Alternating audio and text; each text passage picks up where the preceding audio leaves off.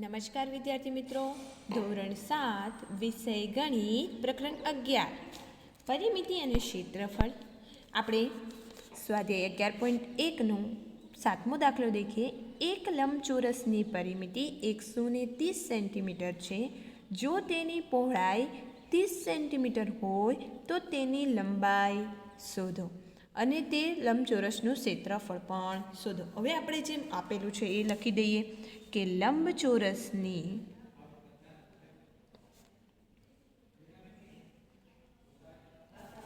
પરિમિતિ,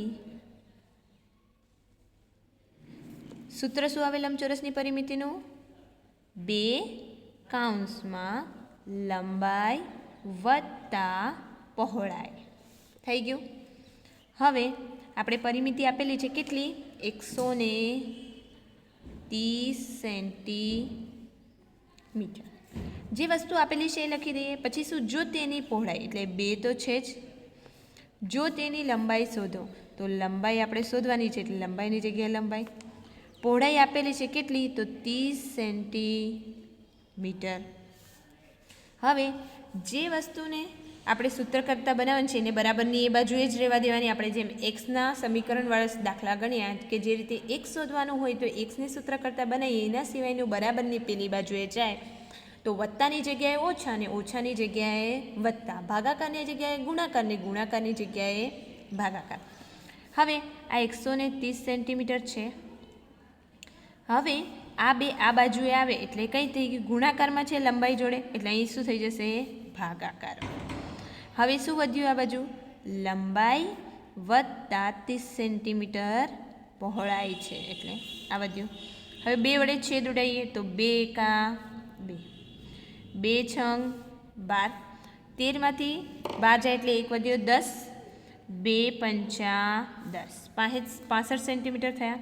હવે લંબાઈને સૂત્ર કરતાં બનાવવાની છે, તો લંબાઈ બરાબર આ બાજુ કેટલા વધ્યા બરાબરની? 65 સેન્ટીમીટર. હવે 65 સેન્ટીમીટરમાંથી બરાબરની આ બાજુએ 30 સેન્ટીમીટર આવે એટલે વત્તાની જગ્યાએ ઓછા 30 સેન્ટીમીટર.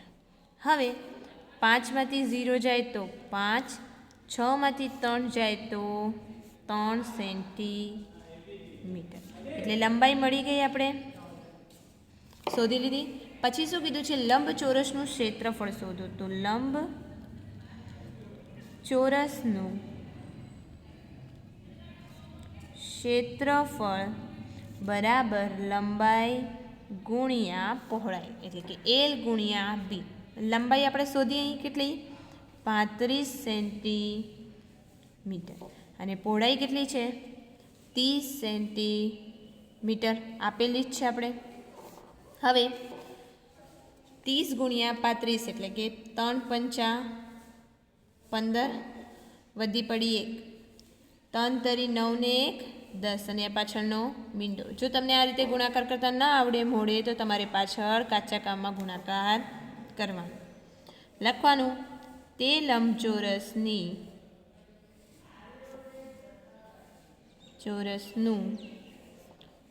ક્ષેત્રફળ 1050 સેન્ટીમીટર હશે. અને આ શોધવાનું છે તો એને બી એક બોક્સમાં કરી દઈએ આપણે, તાકી જે બી ચેક કરે આપણો દાખલો તો ફટ લઈને જવાબ તમારો ખબર પડી જાય. સૂત્રમાં કોઈ ભૂલ કરવાની નહીં. પાછળ એકમ લખવાનો છે. જો એકમ ના લખો એના પણ માર્ક કપાય. હવે આપણે આગળ દેખીએ 8મો દાખલો. એક દિવાલમાં 2 મીટર લંબાઈ અને 1 મીટર પહોળાઈનું બારણું છે. દિવાલની લંબાઈ 4.5 મીટર અને પહોળાઈ 3.6 મીટર. જો દિવાલને ધોવડાવવાનો ખર્ચ દર પ્રતિ મીટર સ્ક્વેરનો 20 રૂપિયા હોય તો દિવાલને ધોવડાવવાનો ખર્ચ શોધો. હવે ધારો કે અહીં આગળ એક આ દિવાલ છે, આ દિવાલ છે. એની દિવાલની લંબાઈ કેટલી છે? 4.5 મીટર, પહોળાઈ 3.6 મીટર અને એની અંદર એક બારણું બી છે. તો ધારો કે આ બાર. હવે 2 મીટર લંબાઈ અને 1 મીટર પહોળાઈ, એવી રીતના લંબાઈ અને પહોળાઈ હોય 1 મીટર પહોળાઈ અને 2 મીટર લંબાઈ. તો હવે આટલો ભાગ તો એ દરવાજાને તો ધોવાનો નથી, દિવાલને આપણે ભાગ કેટલો શોધવાનો છે, આ જ ભાગનું શોધવાનું, જેટલા ભાગને દિવાલનો ખર્ચ થાય એટલો. આ બારણાના ભાગને શું કરવું પડે, બાદ કરવું પડે. એટલે સૌથી પહેલાં આપણે શું શોધીશું, દિવાલનું ક્ષેત્રફળ. તો દિવાલનું ક્ષેત્રફળ બરાબર લંબાઈ ગુણ્યા પહોળાઈ. લંબાઈ કેટલી છે, દિવાલની લંબાઈ દેખવાની ભૂલ ના પડે, આ બારણાની છે, આ દિવાલની 4.5 ગુણ્યા પહોળાઈ 3.6 છે.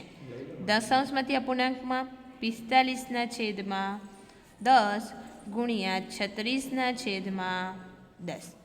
45 ગુણ્યા 36 એટલે કે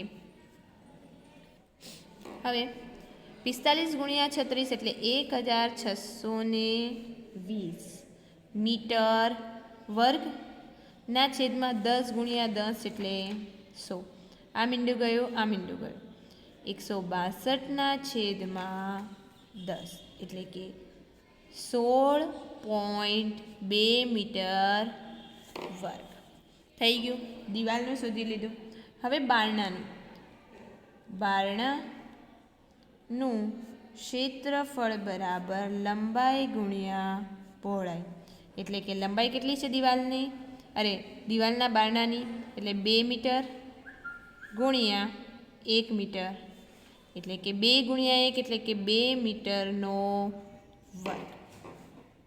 હવે દિવાલ ધોવડાવવાની જગ્યાનું ક્ષેત્રફળ, એટલે કે આ જ ભાગનું ક્ષેત્રફળ શોધવાનું છે આપણે. આ ભાગ બાદ કરી દેવાનું, એટલે કે દિવાલ ધોવડાવવાની જગ્યાનું ક્ષેત્રફળ. તો દિવાલ ધોવાની જગ્યાનું ક્ષેત્રફળ બરાબર દિવાલનું ક્ષેત્રફળ ઓછા બારણાનું ક્ષેત્રફળ. હવે દિવાલનું ક્ષેત્રફળ 16.2 મીટરનો વર્ગ ઓછા 2 મીટરનો વર્ગ. 16માંથી 2 જાય એટલે કે 14.2 મીટર વર્ગ થયું. હવે આપણે મળી ગયું. તો અહીં આપેલું છે કે જો દિવાલને ધોવડાવવાનો ખર્ચ દર પ્રતિ મીટર સ્ક્વેરના 20 રૂપિયા થાય તો 1 મીટર વર્ગનો ખર્ચ 20 રૂપિયા, તો 14.2 મીટર વર્ગનો કેટલો? પદ મુકાઈ ગયું, ક્રોસ ગુણાકાર, એટલે કે 14.2 મીટર વર્ગ ગુણ્યા 20 રૂપિયાના છેદમાં 1 મીટરનો વર્ગ. આપણે દશાંશ ચિહ્ન ખસાઈ દઈએ, એટલે કે 142 ગુણ્યા 20 છેદમાં 10 મીટર વર્ગ રૂપિયા 10 1 મીટર વર્ગ.